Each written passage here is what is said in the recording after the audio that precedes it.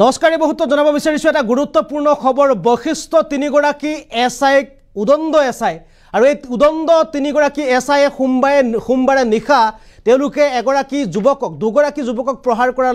লগতে এগৰাকী মহিলাক প্ৰহাৰ কৰিছিল লগতে এগৰাকী বিকলাংগ যুৱকৰ দুয়োটা ভৰি ভাঙি পেলাইছিল তিনিগৰাকী উদণ্ড সুৰাশক্ত এছআই আৰু বৰ্তমান সময়ত শেহতীয়া পৰ্যায়ত জানিব পৰা অনুসৰি এই তিনি এছআইক বৰ্তমান সময়ত ৰিজাৰ্ভ ক্লোজ কৰা হৈছে আৰু এই মুহূৰ্তত জনাব বিচাৰিছো এটা গুৰুত্বপূৰ্ণ খবৰ এটা ডাঙৰ খবৰ এনবি নিউজৰ বাতৰিৰ পাছতে ডিজিপি জিপি সিঙৰ তাৎক্ষণিক সিদ্ধান্ত বৈশিষ্ট্য আৰক্ষী থানাৰ তিনি গুণ্ডাৰূপী এছআইক ৰিজাৰ্ভ ক্লোজ কৰা হৈছে তিনি গুণ্ডাৰূপী এছআইক ৰিজাৰ্ভ ক্লোজ কৰা হৈছে সোমবাৰে মাজনিশা তিনি এছআইয়ে মদ্যপান কৰি প্ৰহাৰ কৰিছিল তিনিগৰাকী যুৱকক এগৰাকী বিকলাংগ যুৱকক ভৰি ভাঙি দিছিল সুৰাশক্ত তিনি এছআই সুৰাশক্ত এছআই ধ্যানজ্যোতি তামুলী প্ৰণৱজ্যোতি বৰ্মন তীৰ্থ বৰাক ৰিজাৰ্ভ ক্লোজ কৰা হৈছে ঘটনা তদন্তৰ দায়িত্ব প্ৰদান কৰা হৈছে ডিচিপিৰ মৃণাল ডেকাক ঘটনাৰ তদন্তৰ বাবে দায়িত্ব প্ৰদান কৰা হৈছে নিৰ্দিষ্ট সময়ৰ ভিতৰত চিপিক তদন্তৰ প্ৰতিবেদন দাখিল কৰাৰ নিৰ্দেশ মৃণাল ডেকাক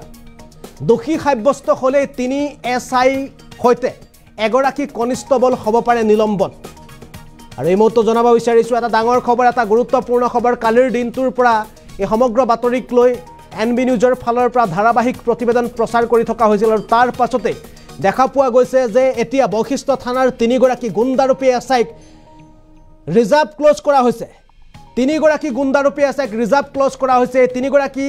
এছআইয়ে দুগৰাকী যুৱক আৰু এগৰাকী মহিলাক প্ৰহাৰ কৰাৰ লগতে এগৰাকী বিকলাংগ যুৱকক দুয়োটা ভৰি ভাঙি দিছিল মাজনিশা সুৰাশক্ত এই তিনি এছআই ধ্যানজ্যোতি তামুলী প্ৰণৱজ্যোতি বৰ্মন আৰু তীৰ্থ বৰাক এটা ৰিজাৰ্ভ ক্লোজ কৰা হৈছে আৰু ঘটনাৰ তদন্ত দায়িত্ব প্ৰদান কৰা হৈছে ডিচিপি মৃণাল ডেকাক আৰু ডিচিপি মৃণাল ডেকাক ঘটনাৰ দায়িত্ব প্ৰদান কৰাৰ লগতে নিৰ্দিষ্ট সময়ত চিপিক তদন্তৰ প্ৰতিবেদন দাখিল কৰাৰ নিৰ্দেশ প্ৰদান কৰা হৈছে মৃণাল ডেকাক ডিজিপিৰ ফালৰ পৰা কঠোৰ নিৰ্দেশ প্ৰেৰণ কৰা হৈছে দোষী সাব্যস্ত হ'লে তিনি এছআইক লগতে এগৰাকী কনিষ্টবলক হয়তো যিকোনো সময়তে কৰা হ'ব পাৰে নিলম্বন আৰু এই মুহূৰ্তত জনাইছো এক ডাঙৰ খবৰ এটা গুৰুত্বপূৰ্ণ খবৰ কিয়নো এই তিনিগৰাকী এছআইয়ে সোমবাৰে মাজনিশা তাণ্ডৱ চলাইছিল বৈশিষ্ট্য সুৰাশক্ত অৱস্থাত এই তিনিগৰাকী এছআই আপোনালোকে ছবিত দেখাই তিনিগৰাকী এছআই নতুনকৈ আৰক্ষীৰ চাকৰিত যোগদান কৰি সুৰাশক্ত অৱস্থাত এই তিনি যুৱকে এই তিনি এছআইয়ে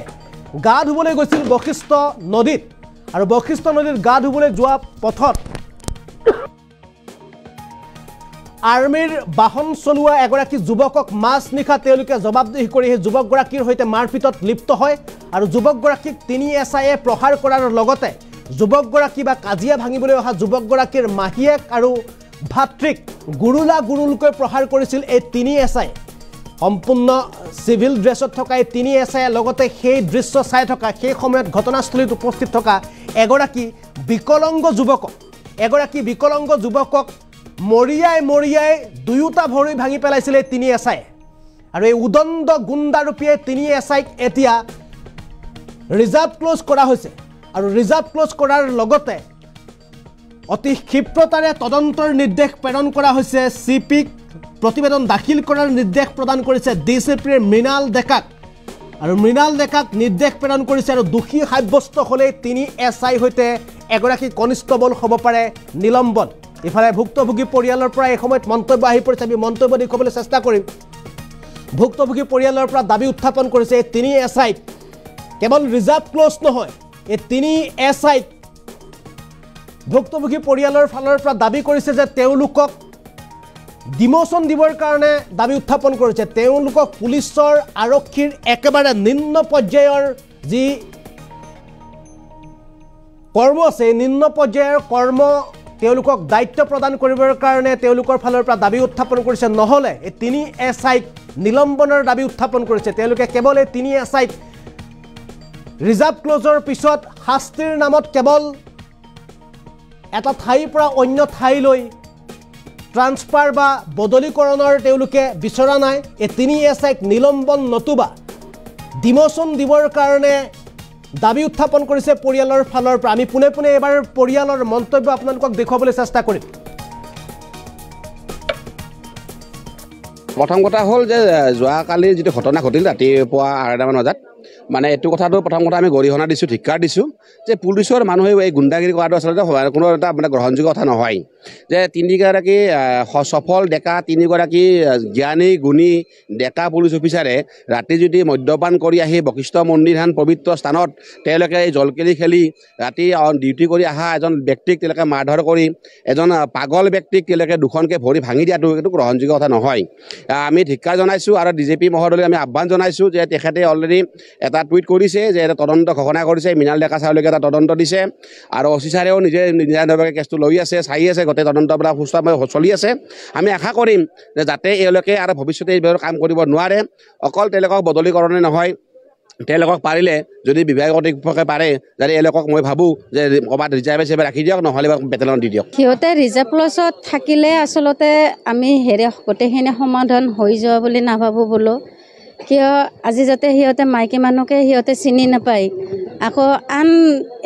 থানাত যদি সিহঁতক বদলি কৰি কিনে দিয়ে তেতিয়াহ'লে সিহঁতে তাতেও তেনেকুৱাই কৰিব, যাতে মাইকী মতা কোনো কাকো চিনি নাপায় সিহঁতে। যাতে পুলিচে যদি ধৰক সুৰক্ষাৰ কাৰণে অসমত আমাক পুলিচ দিছে, যাতে সিহঁতে পুলিচ হৈ কিনে যদি মাইকী মতা চিনি নাপায় তেতিয়াহ'লে সিহঁতৰ নিচিনা পুলিচ থাকাত কৰি কিনে নাথাকা বহুতে ভাল পাওঁ মই। ৰিজাৰ্ভ প্লাছ কৰক, কিন্তু সেই পদত যাতে সিহঁতক নাৰাখে। প্ৰাইভেট আহে নেকি নাজানো, আৰু আনত এই মানে অলপ আগতে কৈ গৈছে যে মানে সিহঁতে আহে, যাতে বশিষ্ঠ থানাৰ পুলিচ হয় সিহঁতে, আৰু বশিষ্ঠত সিহঁতে নাথাকে, কিন্তু চকুত পৰা কিন্তু আমি সিদিনাখনেহে গম পাওঁ। আকৌ গম যদিও পালোঁ মানে কাজিয়াখন হোৱাৰ বাবেহে গম পালোঁ। এজাহাৰ দিবা যায়ো আমি সিহঁতক বহুত কথা চিন্তা কৰি কিনে আমি এজাহাৰখন আমি হেৰি নকৰিলোঁ, কিন্তু সেই ছাইডৰ ফালৰ পৰাই তাৰমানে সিহঁতে মানে গোটেইখিনি আলোচনা কৰি কিনে মানে সিহঁতৰ ফালৰ পৰাই গোটেইখিনি দায়িত্ব লৈছে।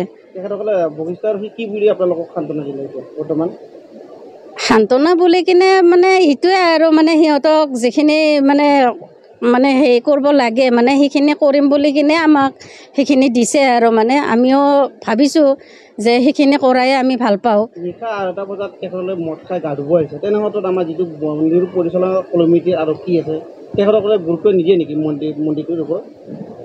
গুৰুত্ব মানে ধৰক 2-2:30 বজাত মানে যিখিনি সময়ত আহিছে, আকৌ সিহঁতে পুলিচ থানাৰ আগতে গাড়ী ৰখাই কিনে আমাৰ মন্দিৰৰ পিছফালে গা ধুব আহিছে সিহঁতে। যে সেইখিনি কথা আচলতে বশিষ্ঠৰ আউটপোষ্টত যিখিনি পুলিচ থাকে সিহঁতে গম পাইছে নাপাইছে, কিন্তু সিহঁতেহে গম পায়। কিন্তু সেইখিনি গম পায়ো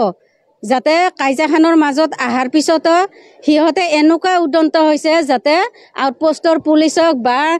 নাইট ডিউটিৰ পুলিচকো তাতে তাৰমানে চিনি নোপোৱা হৈ গৈছে। চাৰ্টৰ কালাৰত মানে খামচা মাৰি কিনে ধৰিছে সিহঁতে। সিহঁতক কি পুলিচ বুলি কিনে ভাবিব? যদি সিহঁতে ডিউটিত নাই বাৰু হয়, কিন্তু সিহঁতে ক'ৰবাত চিনাকি দিব লগা হ'লে নহয় কাৰ্ডখন দেখাই দিব যে মই পুলিচ হয়, কিন্তু সেইখিনি সময়তো সেইখিনি কথাখিনি মনত ৰাখি কিনে কামটো কৰিব লাগিছিলে সিহঁতে। ৰিজাৰ্ভ ক্লজ কৰিছিল বোলো, আৰু সিহঁতক জানো বোলে দোষীয়ে শাস্তি পোৱাটো বিচাৰে বোলো। আৰু মই কি ভুল কৰিলোঁ বোলো? মইতো একো ভুল কৰা নাছিলোঁ বোলো, মই ডিউটিৰ পৰা আহিছিলোঁ। তেখেতসকলে 2:40 বোলো কি কৰি আহিছিলে বোলো ইয়াতে? সিহঁতে আৰু গেঞ্জি পিন্ধি হাফ পেণ্ট পিন্ধি কেনে ইয়াতে গা ধুই আহিছিলে বোলো। মই কোৱাৰ পিছত আৰু মোকে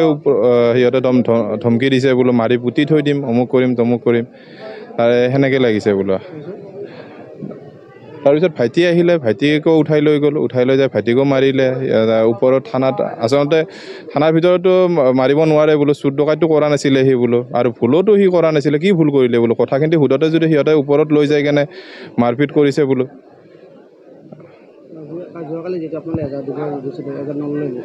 এজাহাৰ দিব যোৱা গৈছিলে বোলো, ময়ো এতিয়া